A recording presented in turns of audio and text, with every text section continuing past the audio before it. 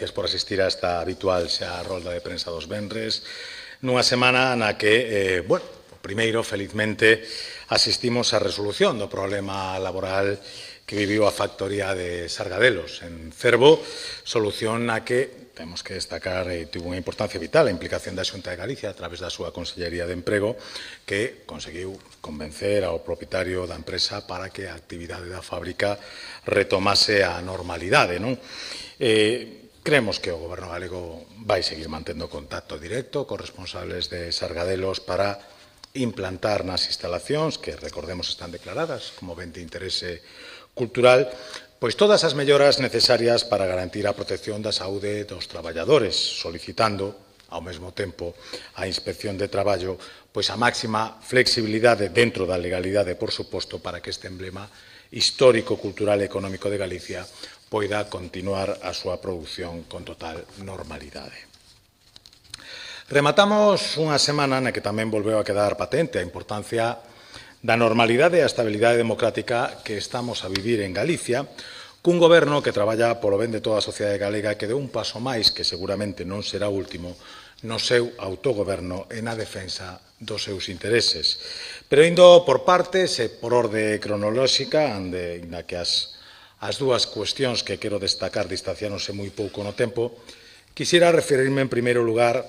á solicitude do Goberno galego anunciada polo presidente no pleno desta semana para celebrar con total normalidade e respectando estrictamente o recollido no regulamento do Parlamento o debate de política xeral o máis pronto posible despois da Semana Santa. O Goberno galego, como non podía ser de outro xeito, está a cumplir estrictamente o recollido no regulamento do Parlamento de Galicia, por certo, logo dunha reforma impulsada e aprobada no ano 2015, sendo presidente da Xunta de Galicia, Alberto Núñez Feijóo, e co voto a favor do Grupo Parlamentario Popular e do Grupo Parlamentario Socialista, pero co voto en contra do Bloque Nacionalista que, como se ve, mantén dende fai longo tempo ese tema polo non que leva arrastrando xa tantos anos, aínda que, iso sí, agora parecen encantados con que o presidente Rueda cumpra o que eles mesmos votaron en contra. Galicia volta a demostrar a importancia que ten contar cun goberno que dá estabilidade política á nosa comunidade, que respeta a normalidade democrática e que defende a transparencia das súas accións, xa que este novo debate sobre o Estado de Autonomía servirá para contrastar, cando apenas pasou un ano dende o debate de investidura de Alfonso Rueda, o moito que o Goberno galego ten feito xa neste primeiro ano de legislatura e os novos proxectos que vai afrontar a curto e medio prazo para dar cumprimento ao recollido no seu programa electoral co que concurrimos ás eleccións autonómicas do pasado ano. Fronte á demagoxia e ás falsidades que adoitan a utilizar tanto o Bloque Nacionalista Galego como o Partido Socialista de Galicia para esconder a súa falta de proxecto político que se reduce exclusivamente á celebración de algaradas continuas para tensionar a rúa e dar a sensación dunha intensa conflictividade social que en realidade non existe na inmensa maioría dos galegos, pois podemos falar con orgullo da normalidade democrática se comparamos a situación que felizmente vivimos en Galicia coa que estamos a padecer ao nivel do Goberno de Estado. Un goberno de Pedro Sánchez totalmente manexado e chantaxeado polos seus socios de independentismo catalán e vasco, que só celebrou un debate sobre o Estado da Nación nos 7 anos que leva de presidente. Unha situación que motivou que o Grupo Popular no Congreso presentara unha proposición de lei para obligar a celebración cada ano dun debate sobre o Estado da Nación, do mesmo xeito que implantou o propio Núñez Feijóo en Galicia fai 10 anos. Estamos a falar, como levamos facendo en Galicia desde 2015, dunha boa práctica democrática, que Pedro Sánchez está a desprezar un ano sí e outro tamén para non someterse ao control da oposición, pero que Alfonso Rueda respecta e cumpre para poñer en valor o traballo ben feito dun goberno galego que traballa para todos os galegos, que ten ideas, que ten proxecto para seguir mellorando o benestar económico e social de Galicia. E seguindo, como decía, a orde cronolóxica dos acontecementos vividos esta semana, Quixera destacar a asinatura que por fin vivimos o pasado mércores no Pazo de Raxoi, na capital de Santiago, pois da transferencia a Galicia das competencias sobre o seu litoral. Unhas competencias que levamos varios años esperando e que dende o vindeiro 1 de xullo exerceremos con total responsabilidade, con total respecto á legalidade, e estou seguro, tentando mellorar a xestión do noso litoral ao adaptar as decisións dende unha administración moito máis próxima e que coñece mellor a riqueza económica, social e cultural e a conservación do noso medio ambiente. Pero a pesar da importancia que supón para Galicia contar coas competencias na ordenación do seu litoral, sorprende o desprecio co que tanto BNG como PSDG acolleron este traspaso. Primeiro, coa ausencia injustificable dos seus líderes no acto de sinatura celebrado no Pazo de Raxoi, onde si estiveron, por certo, representantes máximos responsables deste acordo, tanto por parte do Goberno galego como por parte do Goberno central, acompañando os uns ao presidente da Xunta e os outros ao ministro de Política Territorial. E, en segundo lugar, menosprezando este traspaso de competencias a Galicia, despois de que puxeran todos os atrancos posibles para atrasar ou impedir a transferencia, chegando ao punto de que o propio goberno do señor Sánchez considerou esta demanda no seu momento, e abro comillas, case como unha declaración de independencia. Pero tamén só hai que lembrar que o Bloque Nacionalista Galego cansouse de pedir no Parlamento de Galicia que esta transferencia se fixera a través dunha reforma no Congreso do Estatuto da Autonomía. Se así se fixera, ainda estaríamos hoxe esperando polo traspaso, exactamente o mesmo que nos está acontecendo coa P9. Unha reforma do Estatuto de Autonomía que tamén apoiaron, por certo, os socialistas galegos, aunque, bueno, máis ben aproveitaron isto para amosar as súas evidentes discrepancias e a súa división interna entre os que apoiaban a lei impulsada polo goberno galego, como foi o caso do entonces secretario xeral, Valentín González Formoso, e os que, dirixidos polo que daquela era delegado do goberno e agora secretario xeral e portavoz neste Parlamento,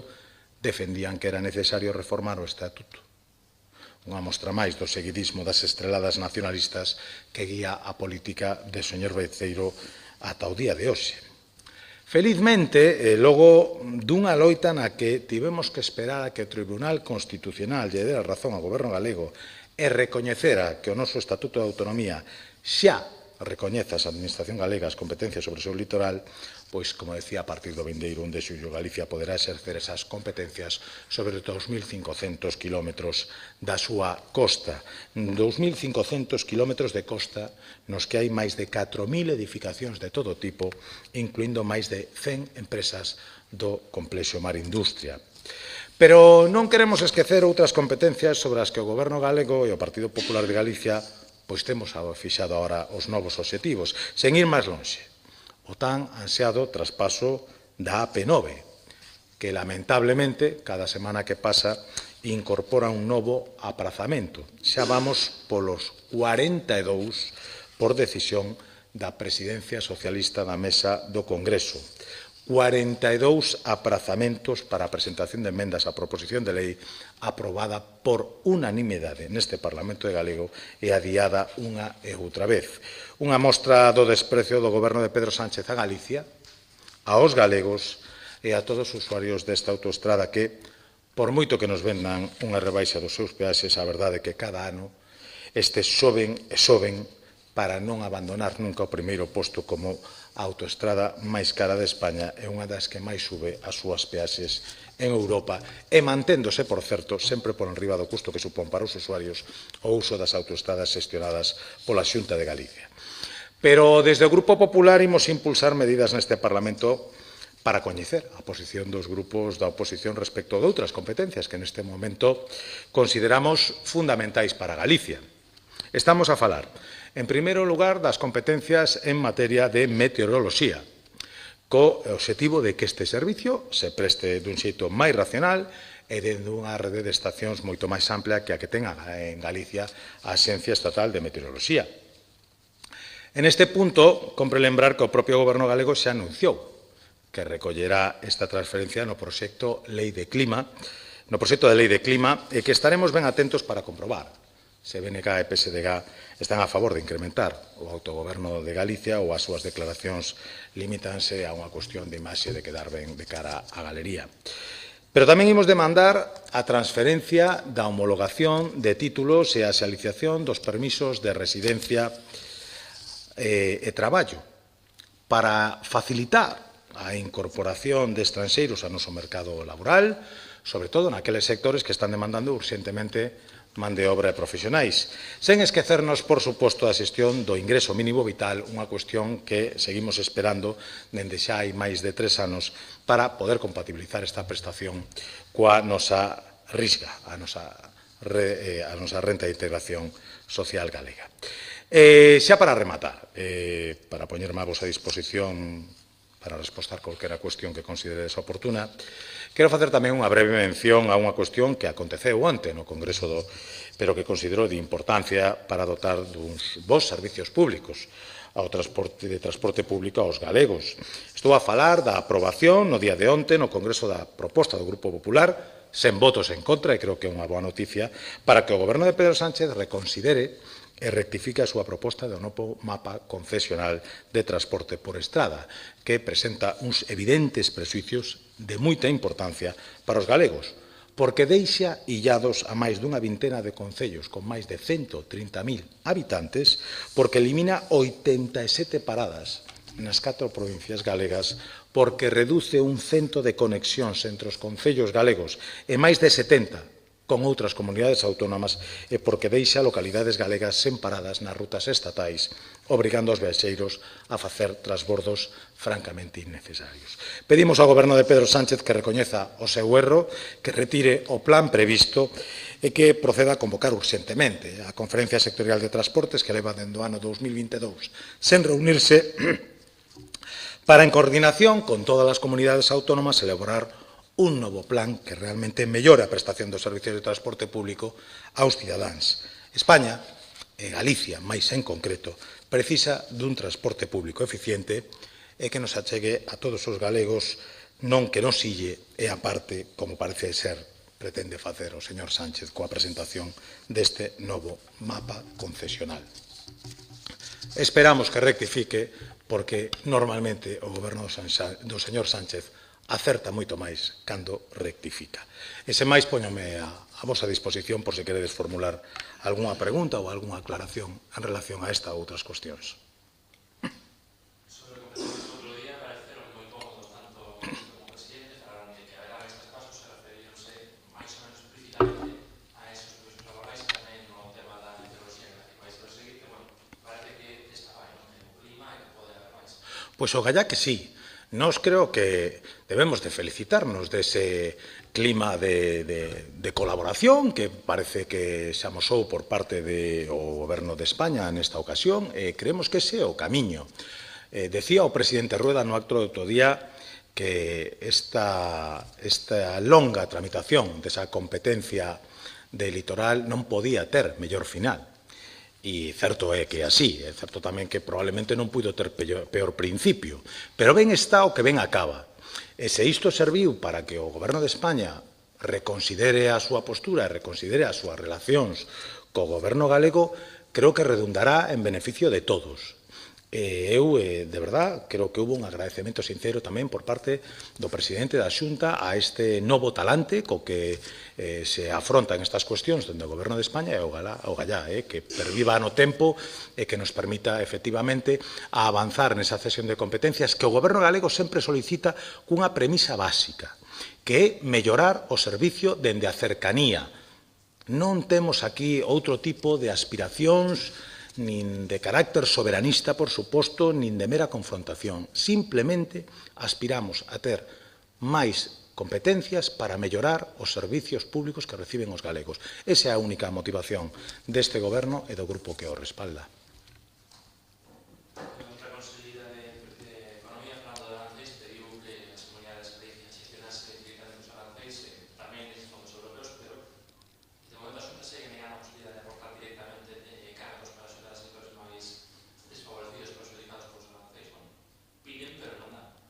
Non,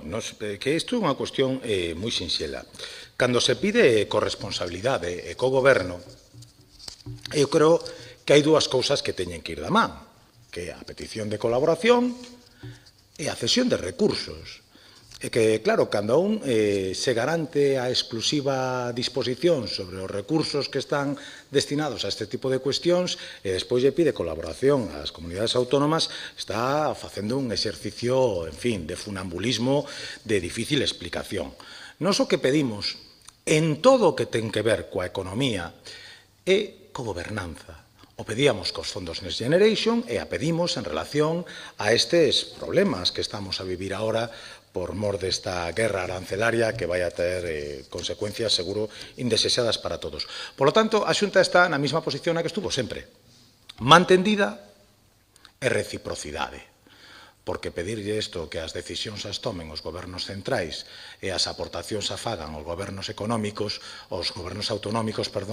pois non parece demasiado sensato. O que parece sensato é que vayamos da man e que haya efectivamente unha cogobernanza real. Aí estou seguro de que o Goberno de España vai a topar sempre a Xunta. Se o que pretende é que poñamos cartos de galegos para facer seguidismos das exclusivas decisións que toma o Goberno de España, pois aí entenderá que esa non é unha posición compatible co autogoberno. Algúnha cousa máis?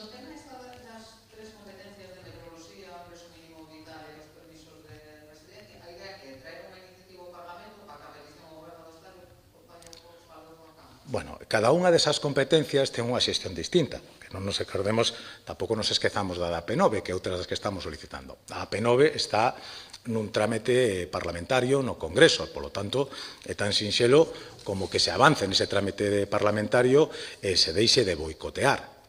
A que ten que ver, por exemplo, coa competencia de meteoroloxía, xa o Goberno está anunciando que o vai incluir na Lei do Clima e, polo tanto, ten que ter a tramitación ordinaria que vai a ter esa lei aquí no propio Parlamento de Galicia. E as outras dúas están pendentes, pois, simplemente dun diálogo entre Goberno autonómico e Goberno central que entendemos pois se debe denunciar na correspondente comisión mixta, é dicir, cada unha desas competencias ten que ter un trámite distinto e ten un trámite diferente. O que deberían de compartir todas elas é a mutua vontade de entenderse. Por parte do Goberno galego, esa vontade existe e está claramente explicitada. O dixo o propio presidente da Xunta no acto de cesión da competencia litoral. Mantendida e vontade de Goberno. E esta vez se nos anuncia que por parte do Goberno central existe esa mesma vontade. Se é así, non o dubiden, dende Galicia o imos aplaudir. Nós non estamos aquí para confrontar con ninguén. Nós estamos aquí para defender os intereses dos galegos. E se conseguimos defender eses intereses a través do diálogo e do entendemento, será unha fórmula moito mellor que a que implica confrontación ou ter que recurrir aos tribunais para defender o que a Galicia lle corresponde. Se non nos deixan outro remedio, o facemos. Pero se nos ofrecen a opción do diálogo, aí Galicia sempre se sente moito máis cómoda.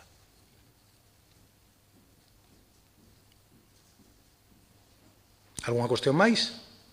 Pois moitísimas gracias a todos e nos seguindo vendo nos vindeiros días.